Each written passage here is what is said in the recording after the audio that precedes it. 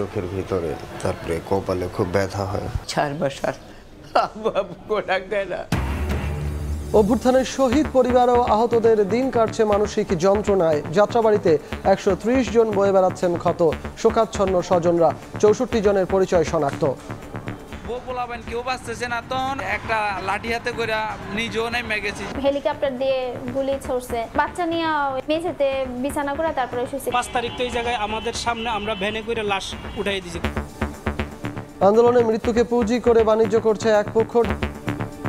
কিছু মামলাই করি আমি সিগনেচার না দিলে তো মামলা হবে না। এই ব্যাপারটা আমরা কিছু জানি না, বুঝি না। আমি কয়েকদিন ছিলাম না, ওই আমাকে অবৈধ না কেন এই কাজটা দেখেছে আমার অবৈধ করে।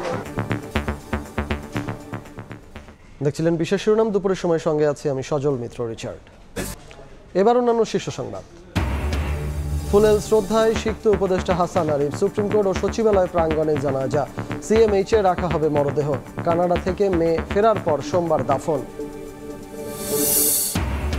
বাড়ছে ছিনতাই ডাকাতি। সাভারে গভীর রাতে যাত্রীবেশে চলন্ত বাসে লুটপাট, ছুরিকাঘাতে আহত 4 যাত্রী। আশুলিয়ায় বিয়ের গাড়ি ও প্রাইভেট কারেও হানা, আতঙ্কে সাধারণ মানুষ। গাজীপুরের টঙ্গীতে ট্রাক সহ তুরাগ নদে ভেঙে পড়ল বেইলি ব্রিজ। 8 ঘন্টায়ও শুরু হয়নি উদ্ধার কাজ। যান চলাচল ব্যাহত, বিকল্প পথে চলছে গাড়ি। মদ্যপ চালকের প্রাইভেট কারের ধাক্কায় বুয়েট ছাত্র নিহতের প্রতিবাদে সোচ্চার সহপাঠীরা। সর্বোচ্চ শাস্তি সহ 5 দফা দাবি। ঘটনাকে ভিন্ন খাতে নিতে চেষ্টার অভিযোগ।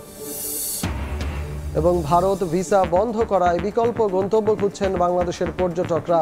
বেছে নিচ্ছেন থাইল্যান্ড, শ্রীলঙ্কা কিংবা মালদ্বীপ। ঢাকা দিল্লি সুসম্পর্ক বজায় রাখার পরামর্শ।